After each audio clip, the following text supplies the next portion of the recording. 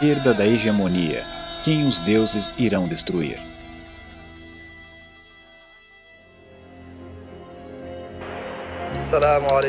Em 1º de junho de 2014, uma gravação de áudio de 20 minutos do líder do Estado Islâmico, Abu Bakr al-Baghdadi, foi lançado em sites extremistas e plataformas de mídia social. Ele declarou um novo califado. No discurso, Califa Ibrahim delineou sua visão para o Estado Islâmico, instando os muçulmanos de todo o mundo a migrar, fazer a Hijran e se juntar a ele, porque a Hijran para a terra do Islã é obrigatória. Ele pintou o Estado embrionário em cores róseas, onde os árabes e os não árabes, homens brancos e negros, oriental e o ocidental são irmãos. O sangue deles se mistura e se tornam um sob uma única bandeira e objetivo. Por fim, ele anunciou planos de expansão global. Este é o meu conselho para você. Se você se apegar a isso, conquistará Roma e será o dono do mundo, se Deus quiser.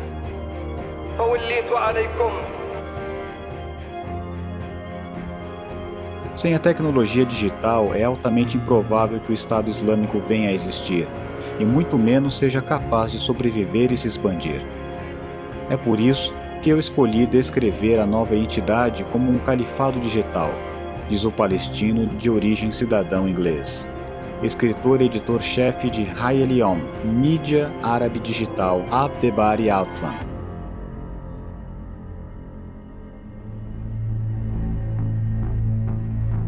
O Estado Islâmico conseguiu abranger um território do tamanho da Grã-Bretanha como resultado de uma tempestade perfeita de circunstâncias políticas, históricas, culturais e tecnológicas.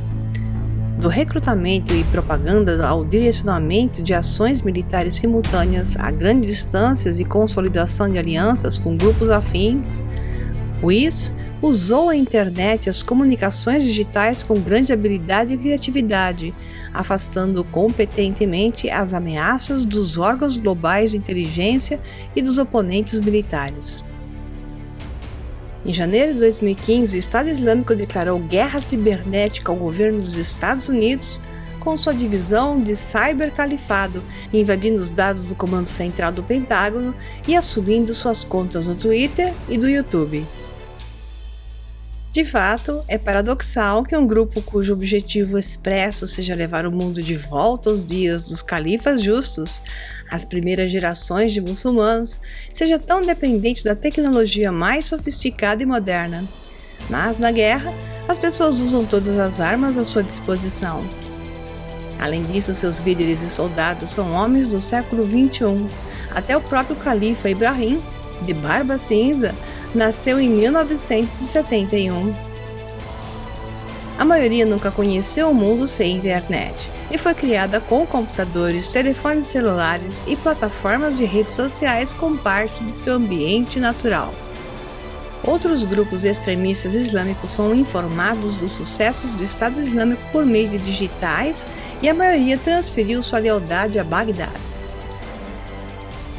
Sempre que possível, a lealdade é dada pessoalmente ou através de um intermediário, mas cada vez mais por razões de segurança, eletronicamente. Em termos de audiência, esses grupos podem abordar centenas de milhares, se não milhões. Não apenas isso, mas eles também adquirem seu próprio público selecionado.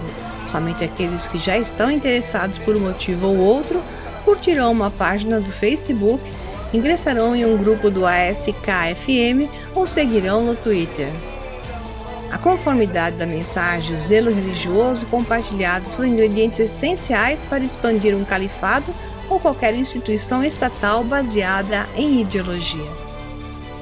A internet permite que milhões de muçulmanos permaneçam na mensagem e ouçam os mesmos sermões, visualizem as mesmas mensagens de vídeo, testemunhem os mesmos castigos simultaneamente.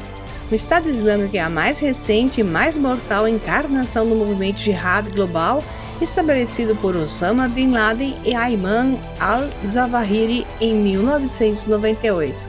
No entanto, o califado digital não é mera realidade virtual. Tem uma presença geográfica e territorial muito real. Em termos tradicionais de política e fronteiras, um Estado pode ser estabelecido em apenas alguns meses? O jornalista alemão Jürgen Todenhofer, que passou 10 dias do Estado Islâmico no Iraque e na Síria, é categórico em sua avaliação de que temos que entender que o ISIS é um país agora. O que é um Estado? De acordo com o direito internacional, os critérios para o Estado são relativamente simples. A Convenção de Montevideo de 1933 sobre os direitos e deveres dos Estados concluiu que existem dois tipos de Estado, o declaratório e o constitutivo. O primeiro exige que, para se declarar um Estado, a entidade deve ter um território claramente definido, uma população permanente e um governo capaz de exercer autoridade sobre a população, seus territórios e seus recursos. Montevideo também determinou que o Estado declarativo é independente do reconhecimento por outros Estados. O Estado constitutivo, por outro lado, requer reconhecimento pelos Estados existentes, mas isso se mostrou insustentável, uma vez que não existe um organismo internacional oficial com autoridade para reconhecer Estados em nome de toda a comunidade mundial de Estados. A ONU não pode fazer isso. A autoridade exercida pelo governo é geralmente aceita para incluir um sistema judicial e a capacidade de se envolver em relações internacionais com estados estrangeiros. Os princípios políticos ou ideológicos de um Estado não são prescritos e, no momento, nosso planeta possui estados democráticos e teocráticos, ditaduras e reinos. Em janeiro de 2015, o Instituto para Estudo da Guerra lançou novos mapas mostrando a extensão do território controlado pelo Estado Islâmico. Apesar dos contínuos bombardeios da aliança liderada pelos Estados Unidos, ela continuou a se expandir e agora controlava quase metade da Síria e pelo menos um terço do Iraque. É difícil quantificar exatamente seu território, porque grande parte da área entre as principais cidades e as cidades sob seu controle são completamente desabitadas.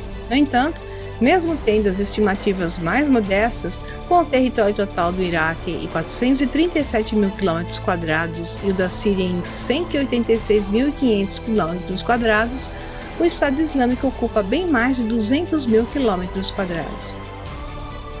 A título de comparação, todo o Reino Unido, incluindo a Irlanda do Norte, é apenas 40 mil km². Atualmente, a população sob o controle do Estado Islâmico é de pelo menos 6 milhões, maior do que muitos países europeus, incluindo Dinamarca e Finlândia. Um fato interessante que faz questionar onde estamos nós agora foi que em outubro de 2014, o Estado Islâmico anunciou online que havia atingido sua própria cunhagem, revivendo os dinários de prata e ouro do primeiro califado, e que agora é a moeda oficial do Estado. Em janeiro de 2015, abriu seu próprio banco em Mossul, oferecendo empréstimos islâmicos, embora seja haram, pecaminoso cobrar juros, e há um mecanismo para a troca de notas danificadas. Ele também tem suas próprias matrículas, uma força policial com carros novos e recém-pintados, seu próprio uniforme e bandeira. Embora possa em algum momento no futuro buscar reconhecimento internacional como Talibã, é improvável que o Estado Islâmico se preocupe particularmente com as demandas e os princípios do direito internacional, acreditando que chegou o seu momento. Os salafistas, que aderem a versões mais antigas do Islã, têm uma visão da história que vê um período de ignorância, Jahiliyyah, seguido de um estágio islâmico.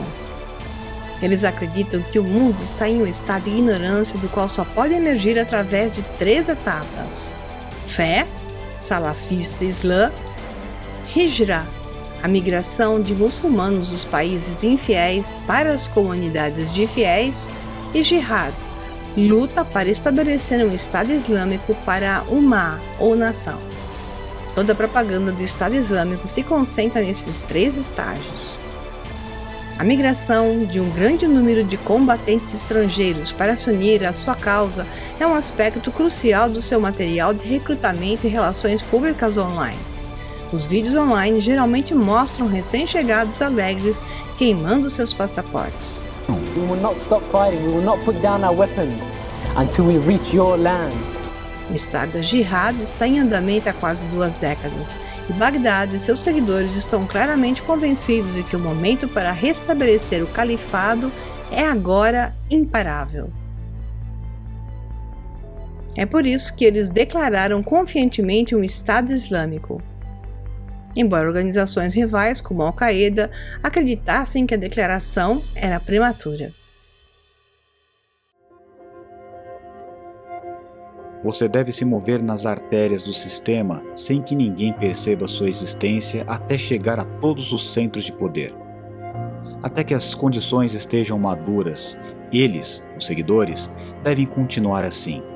Se eles fizerem algo prematuramente, o mundo esmagará nossas cabeças e os muçulmanos sofrerão em todos os lugares. Você deve esperar até obter todo o poder do Estado. Até aquele momento, qualquer passo dado seria muito cedo. Como quebrar um ovo sem esperar os 40 dias completos para que ele ecloda. Os salafitas educam os jovens. Apenas alguns anos atrás, um debate público sobre a aplicação da lei islâmica da Sharia na Alemanha era inconcebível. Até a palavra era desconhecida, mas para alguns estudiosos não parecia ser. Outras palavras em árabe como fatwa, burqa, salafista, sunita, xiita, alauíta e, acima de tudo, jihad eram completamente estranhas ao alemão comum. Quase desapercebido, pelo menos pela maioria das autoridades, é o que parece, o Islã fundamentalista, o jihadismo salafista, como alguns o chamam, começou a se espalhar também na Alemanha, país com a imagem mais próspera e estável dos países europeus. Criou raízes entre jovens descontentes e muitas vezes desempregados, muitos dos quais seus pais ou avós foram recrutados das remotas regiões camponesas da Anatólia, na Turquia, para trabalhar na Alemanha em trabalho-serviço como trabalhadores convidados, ou regiões islâmicas na África para mão de obra barata, no aço alemão e outras indústrias pesadas. No final da primeira década do novo século, o Islã radical estava se tornando assustadoramente conhecido na Alemanha. O cenário de pesadelo temido pela polícia de segurança alemã estava surgindo.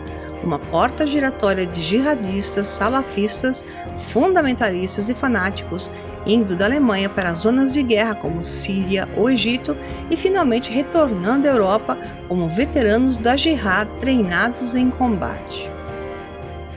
Em 13 de março de 2013, houve uma segunda rodada de ataques policiais alemães contra organizações salafistas radicais. O contexto da ascensão do Islã radical na Alemanha foi muito mais profundo e muito mais ameaçador do que a maioria dos alemães imaginou. Mas, para entender o que praticamente é impossível, sem olhar para o passado, vamos analisar agora alguns acontecimentos importantes e praticamente desconhecidos dos livros de história. A Irmandade Muçulmana se junta à Guerra Santa de Hitler contra os judeus. Nossa condição fundamental para cooperar com a Alemanha era uma mão livre para erradicar todos os judeus da Palestina e do mundo árabe. Pedi a Hitler um compromisso explícito que nos permitisse resolver o problema judaico de maneira adequada às nossas aspirações nacionais e raciais e de acordo com os métodos científicos inovadores pela Alemanha no tratamento de seus judeus. A resposta que recebi foi: os judeus são seus. A obsessão do Grand Mufti. Durante a década de 1930, a Irmandade Muçulmana de Albana e seu aliado próximo, o Grande Mufti de Jerusalém, colaboraram em uma aliança horrenda com o grupo da elite na Alemanha durante o Terceiro Reich, conhecido como Waffen-SS ou Schutzstaffel, Esquadrão de Proteção, a temida ala armada do Partido Nazista de Hitler sob o comando de Heinrich Himmler. No início da década de 1930, a organização albana ainda estava limitada a um quadro relativamente pequeno de cerca de 800 membros em todo o Egito, com uma dispersão na Palestina, Síria e outras terras árabes. Isso mudou drasticamente em 1936, quando eles se uniram à campanha da Jihad do Grande Mufti contra os judeus na Palestina. Em 2 anos, a Irmandade Muçulmana tinha mais de 200 mil membros e estava se expandindo rapidamente. Eles declararam a jihad contra os judeus que estavam sendo estabelecidos em números cada vez maiores na Palestina. Também estenderam sua jihad à guerra contra os britânicos, cuja declaração de Balfour e protetorado da Palestina da Liga das Nações estavam incendiando a imigração judaica mundial para a Palestina, especialmente da Alemanha nazista.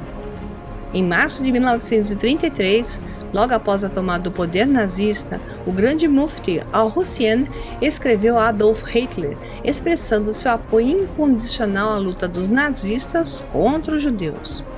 O mufti declarou extensamente que os muçulmanos na Palestina, mas sem acolher o novo regime da Alemanha, esperavam a disseminação de formas de governo fascistas e antidemocráticos para outros países. Agora você ficou confuso, não é mesmo? É por isso que é fundamental estudar a verdadeira história da humanidade. E eu vou te explicar isso tudo direitinho. Inscreva-se no link sinalizado e assista a essa aula totalmente gratuita para passar a olhar com olhos bem abertos e entender tudo muito bem, muita coisa que está acontecendo com o Brasil e com o mundo e ligar os pontos que nos entregam ao governo totalitário de uma nova ordem mundial.